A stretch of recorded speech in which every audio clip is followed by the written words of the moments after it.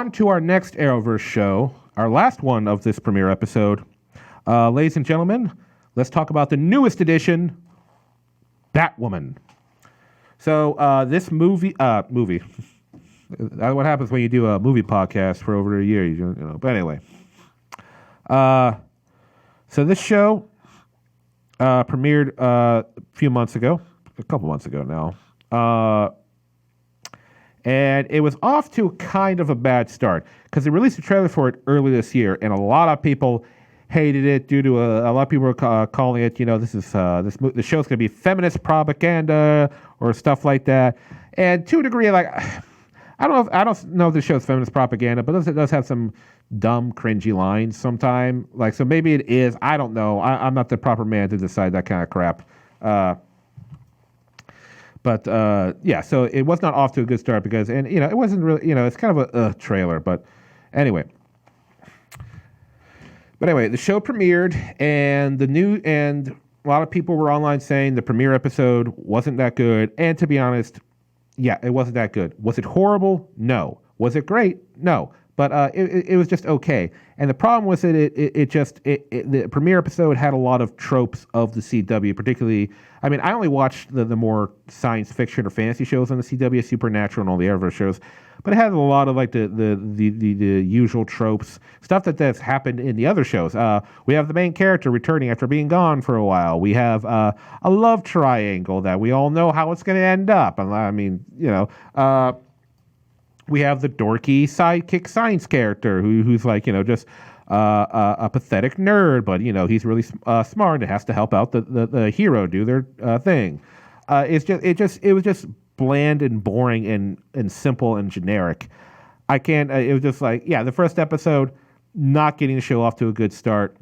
And some people even thought the show was going to get canceled right away because the second episode had a steep drop in ratings, but that happens with television shows sometimes. You have the big premiere, a lot of people tune in, and then either you like the show and you keep watching or you don't. So that's not unusual to have a drop-off, but from what I heard, the drop-off is a little steeper than normal for a second episode.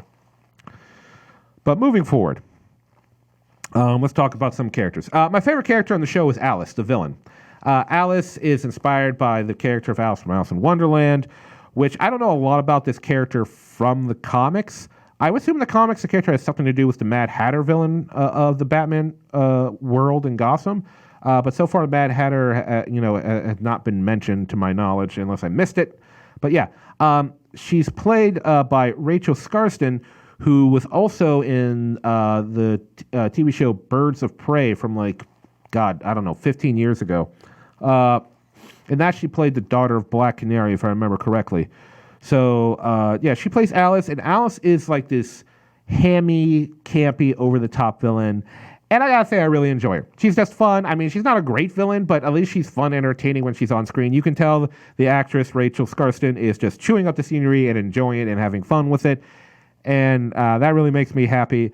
In the event that this show were to get canceled, because it's not having very good ratings, if the show were to get canceled, part of me would kind of hope that the character of Alice would continue and be taken on Legends of Tomorrow, because that's the proper show. That's been a good show for converting, villains and anti-heroes into, goofy heroes, but heroes nonetheless. So if the show goes under, I hope Alice is picked up onto Legends of Tomorrow. I'll say that about her character. Now, it's revealed very, very early on the show, episode 1, in fact, that Alice might be Kate Kane, a.k.a. Batwoman, played by Ruby Rose, that she might be Kate's long-lost sister that got lost when they were kids and is presumed dead. This is a big revelation because, like I said, she thinks it's presumed that her sister was dead, but this Alice character claims that she is their sister, and that the reason why she's attacking Gotham, which, by the way, I forgot to mention this earlier, but in the show Batwoman, the premise is that Batman has been missing for over 3 years. And it's not that Bruce retired from Batman and he's just doing his Bruce Wayne thing. It's that Bruce is gone altogether. He just vanished, basically, and nobody knows where he is. So in comes, Kate taking up the mantle of the Bat. But anyway, So Alice claims that she wants to take revenge on their father for some reason. But once again, they're not sure if this Alice really is Beth, the sister that was lost. So here's the thing: Kate basically believes her right away. She has her reasons, all this other stuff. This reveal should have been saved for later in the season because since Kate is new to the crime fighting gig, she's kind of naive about a few things.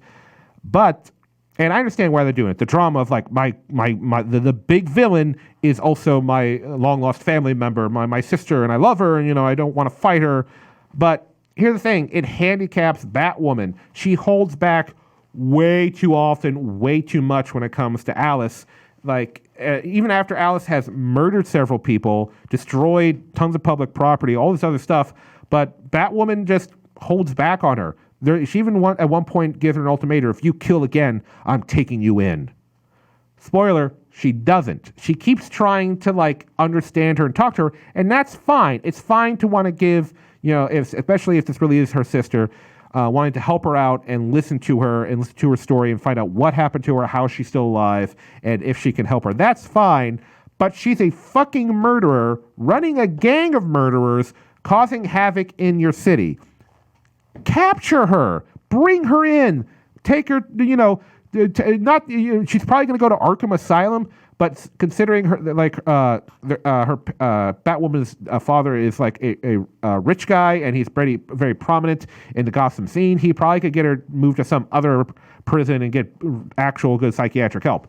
But she holds back, and it makes Batwoman look like an idiot, and that she's incompetent, and that she can't do this, and that she's just making horrible choices. It's really, really irritating. Oh God, it just bugs me a ton. The other thing, like I said, there is a love triangle in this show, and it's really not that interesting. It's the typical Kate had a former lover. They reunite in Gotham, but the former lover now has a husband, and she's torn between her husband and her still having feelings for Kate that she can't ignore. But it's just played so meh. I don't believe it. I don't believe there is love between these two characters. Not a single bit. It's just it's bad. I don't know how to say it. I'm not feeling it. I'm not feeling the chemistry. Not at all. The actress they got playing her is okay. I'm not getting anything off of her.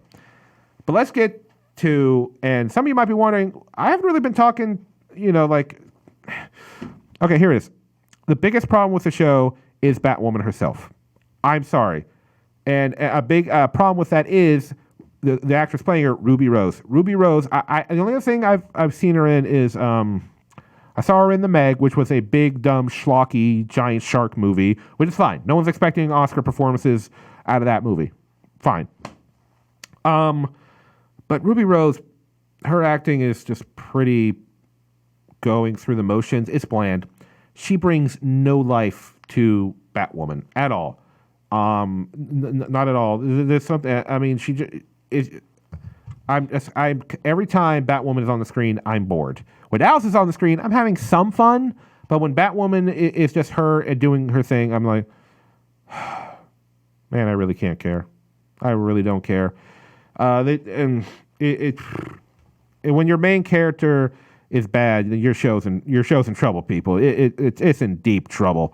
Yeah. So I was actually kind of excited for this show, because I don't know, maybe it was just a better director, but when they premiered Batwoman in the last year's crossover event, Elseworlds, and that seemed like she was pretty cool. Not great, but you caught my interest. You caught my interest there. Plus, Batwoman is a newer character in DC Comics. I think she's been around for about 12 or 13 years at this point. And I always like it when lesser-known characters, well, lesser-known to the public, are given some spotlight. Because we get Batman all the time. And we do get Robin from time to time, and sometimes we get Nightwing, but we don't get other characters like Damian Wayne Robin, or, Red Hood's starting to been getting more popular and getting more spotlight. But we certainly haven't seen much of Batwoman, being exposed to the general public. So after seeing her in Elseworlds and after, like, she's technically a lesser known character, I was actually pretty interested to see how things were going to go. And I'm just so disappointed. Ruby Rose is just horrible in the role. I'm sorry. I don't know what she's like in real life. I would hope she's a nice person. But she's killing it. There's no chemistry between her and her like former lover. There's zero.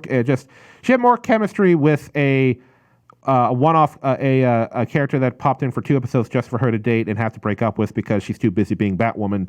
And even then, it wasn't that big. I'm like, she had some chemistry, but it's mostly because the other actress was doing a good job.